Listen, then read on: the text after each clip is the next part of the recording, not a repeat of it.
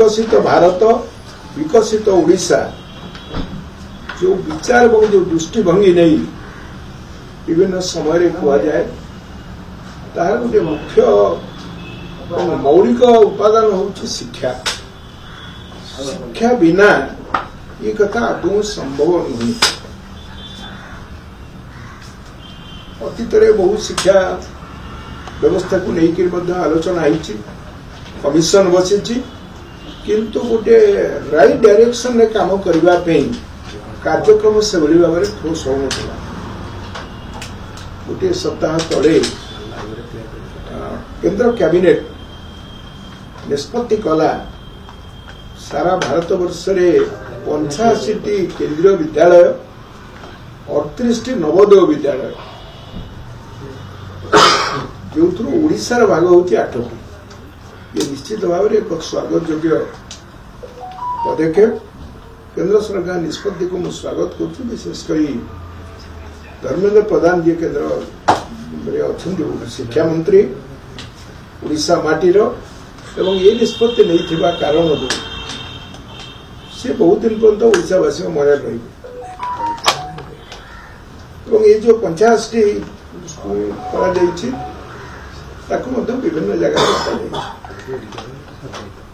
शिक्षा व्यवस्था को अधिक लोकों पाखे पहुंचेगा एवं सरकार मौलिक दायित्व ने शिक्षा व्यवस्था आमर प्राइवेट इनिशिएटिव अनेक शिक्षा अनुष्ठान हो भल अनुष्ठान हो किंतु से दुईटी कथा गोटे हूँ उन्नत धरण शिक्षा ता सांगे जो मैंने पाठ पढ़े से देय समस्त पाखे ना संभव करने लगी आर्थिक कथाटी अच्छी।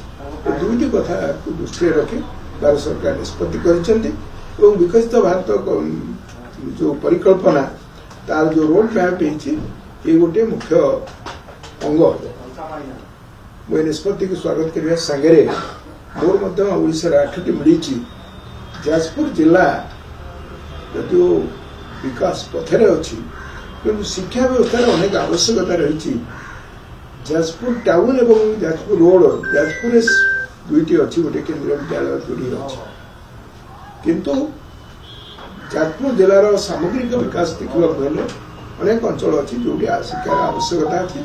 विशेषकर मुझे गोटे संक्रांत पत्र लिखी माननीय केंद्र मंत्री धर्मेंद्र प्रधान को जाजपुर जिले में आउ अन्य एक केंद्रीय विद्यालय हो नवोदय विद्यालय प्रस्ताव विचार कर चलिगले स्थापित हो। ए संक्रांति भावुँ एक सकारात्मक दिग निश्चित भाव भारत सरकार ग्रहण करेंगे कारण आम जो अनुभव कर शिक्षा केवल पहुंचेबानी ये विकसित भारत वर्ष सागर सामग्रिक भाव में सब अंचल उन्नयन आवश्यक अच्छे और सामग्रिक विकास हेले ही जो रीजनल इम्बालांस बहुत समय कहुए आंचलिक विषम।